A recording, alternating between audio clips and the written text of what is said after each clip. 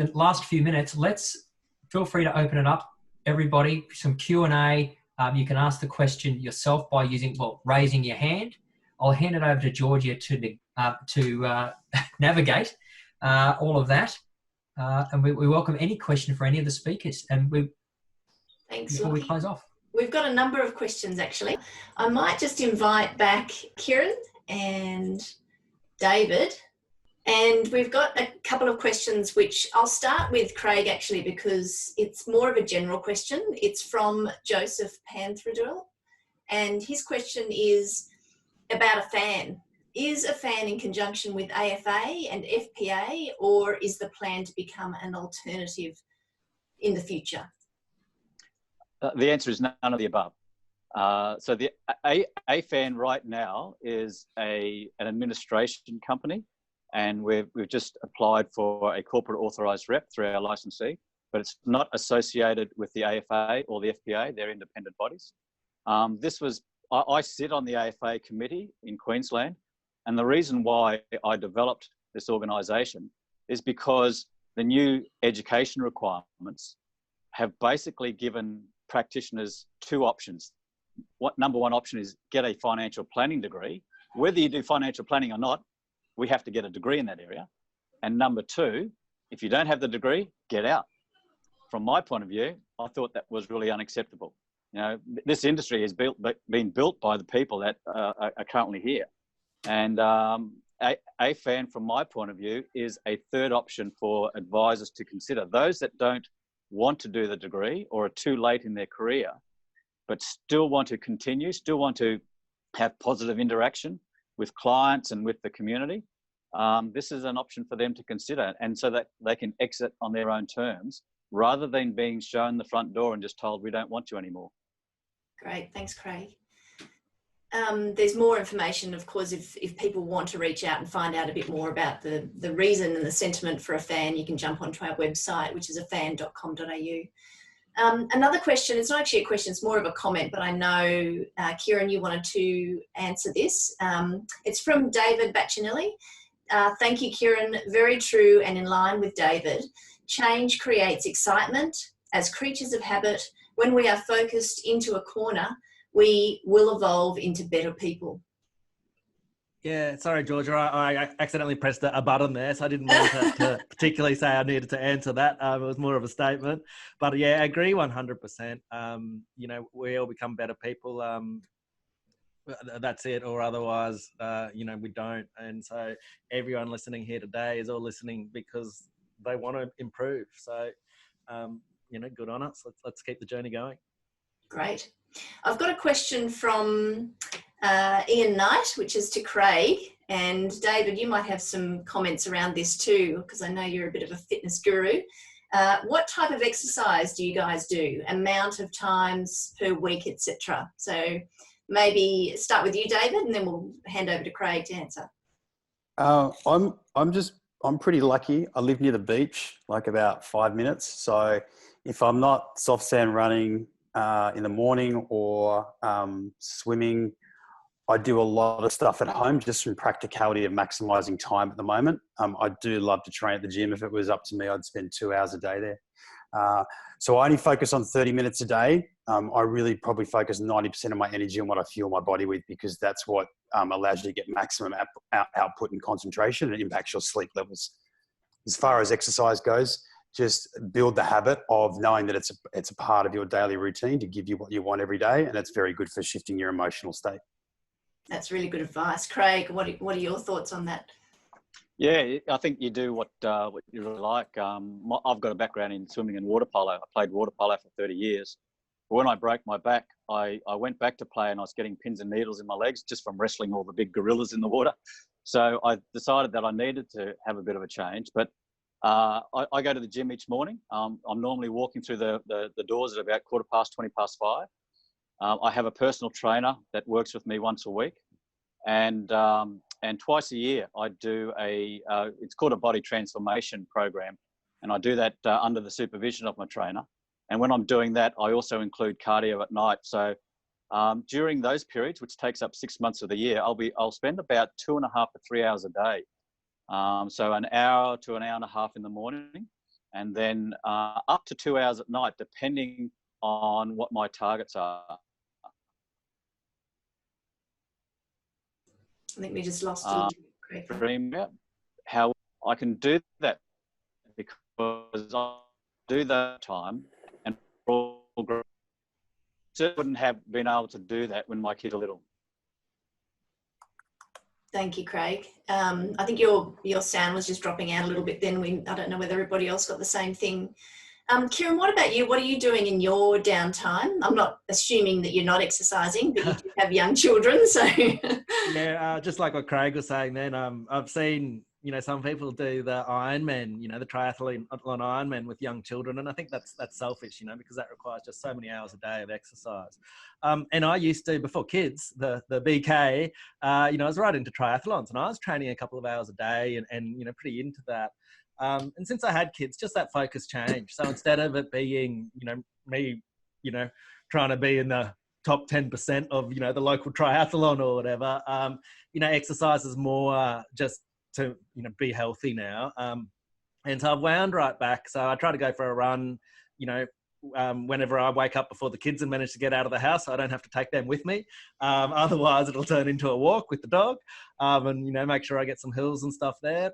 One thing I've missed though, since, the social distancing, is the gyms have closed, and my weekly session with the personal trainer for strength I'm not doing.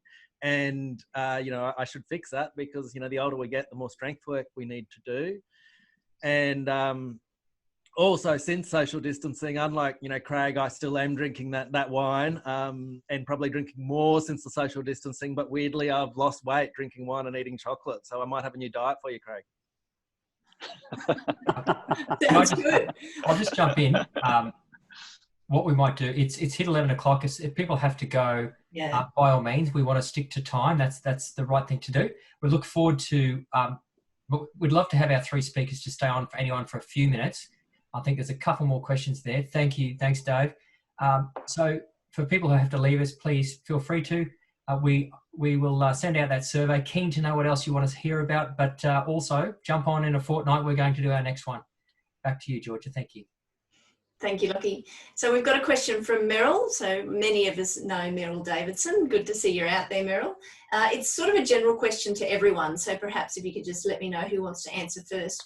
What would each of your top 3 tips for staying focused during your working day, and how important are breaks during your work day to improve your effectiveness? Who wants to go first? 3 tips for staying focused. I'll go.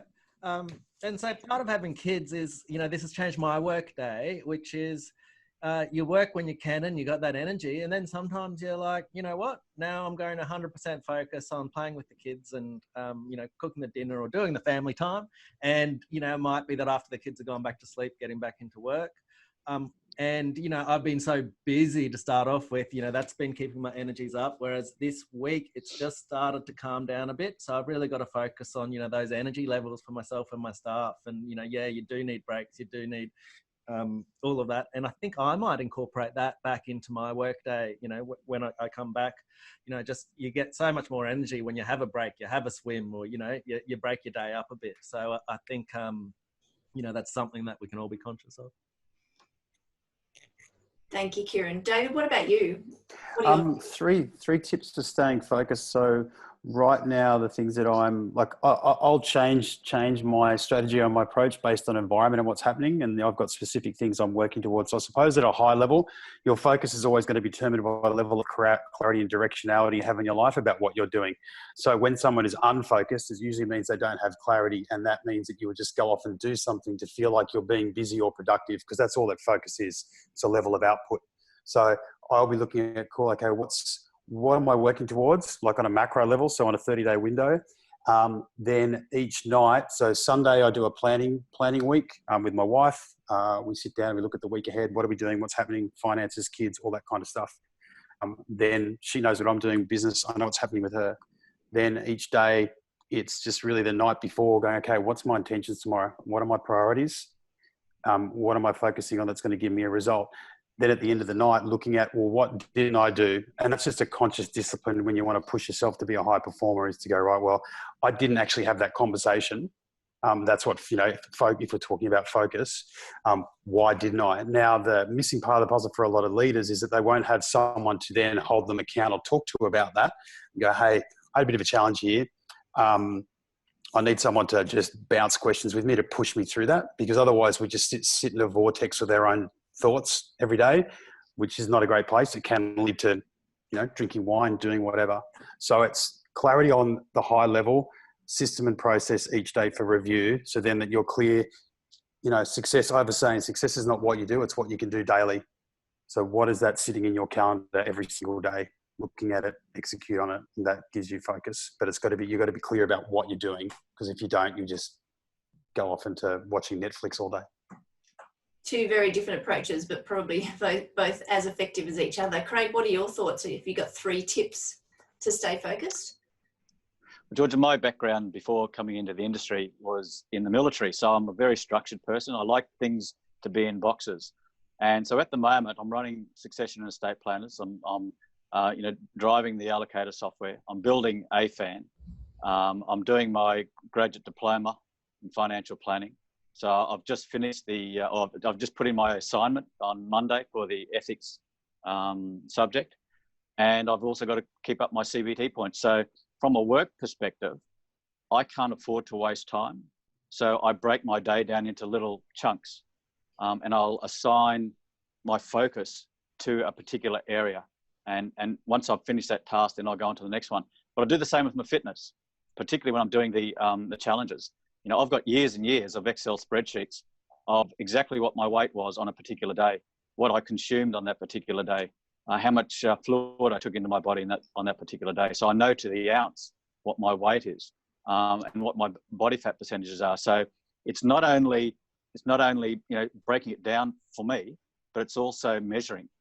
And then if I don't quite hit my target, then I've got to do a little bit of fine tuning on the next day so that I can get back on track. Great. Well, that's very, very disciplined and focused. I don't think I know what my weight is from day to day at all. Haven't done for the last 10 years, but I can certainly see that approach works, particularly with the fitness challenges that you do, Craig. Probably just a final question we've got from an anonymous attendee. Given social distancing rules are likely to be here for a while, what changes to the delivery of professional advice do you envision will be the new normal? So this is probably more for Craig and perhaps Lockie, being in financial services. Craig? Yeah, I think the days of the sole practitioner, general practitioner are really limited. They're probably over. I really do see that the future for our business is going to be like a medical practice where, you might have a number of GPs in that practice, but you'll also have a number of specialists. But each of those particular professionals are sharing their resources. They're sharing the cost of the premises. They're sharing the cost of the staff, of all of the equipment.